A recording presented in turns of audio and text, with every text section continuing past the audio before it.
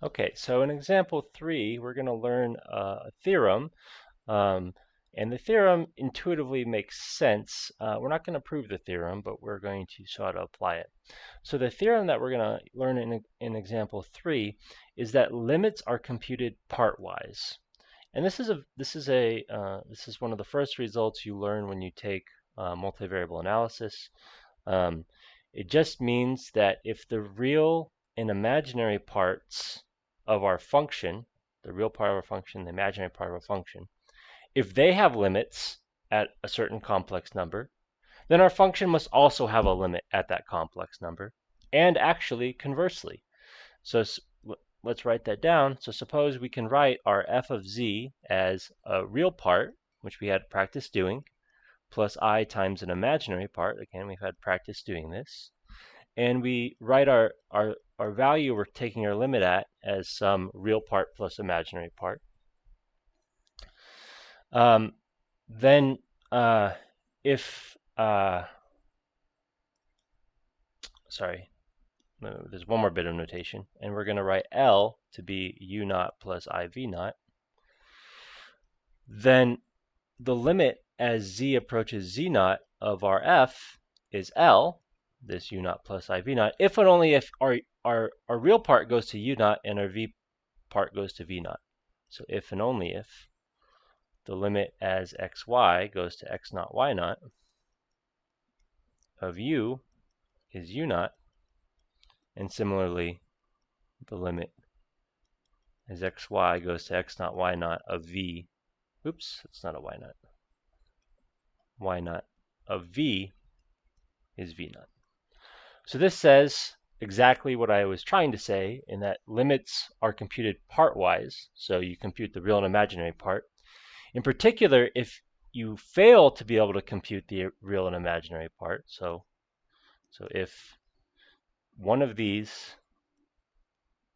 does not exist, then just pointing this out, this limit, the limit for f, I'm going to not write the what their limit's at, also does not exist. Okay. So limits are computed partwise is the slogan for this theorem, and it's very helpful. So let's apply that theorem. Let's keep it up for a second. There we go. All right, so we're going to compute the limit as z goes to 1 plus I of z squared plus I. Now, again, here, there's the actual problem. Again, here, this is a polynomial. In no world is it ever the case that polynomials are not continuous. That is, we know a priori that we can definitely just plug in 1 plus I into this. Okay, so I'm just going to do this to see that we know what we're going to get. Okay, so 1 plus I squared, if you compute that, is going to be 2I, and then plus I should be 3I. Okay, if I've done my mental arithmetic correctly, we should be getting 3I. All right, so we know this is going to be what we're looking for. So we're going to be looking for our 3I. All right, let's use the theorem to compute this, though, because it's helpful. This is just another tool for our tool shed, and this is a helpful thing later on. So if we write z as x plus iy, then z squared plus I is going to become, we've already written z squared as a real and imaginary part. We got x squared minus y squared, and then 2xyi, and then you've done that in class. And so our real part's x squared minus y squared, and there's this extra I hanging on. So if we factor that out, our imaginary part is 2xy plus 1. So this tells us then u of xy for this function is x squared minus y squared, and v of xy is 2xy plus 1. It also tells us, since we're looking at the limit as z goes to 1 plus I, our our x naught and our y naught are both 1.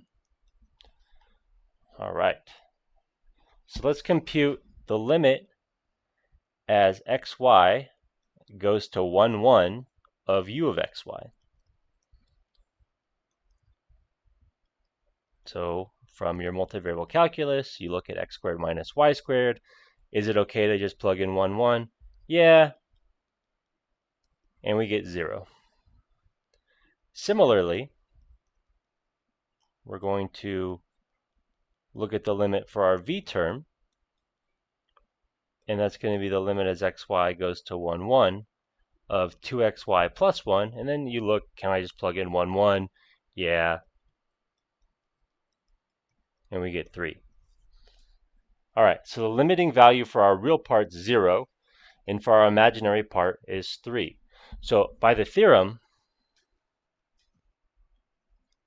this is saying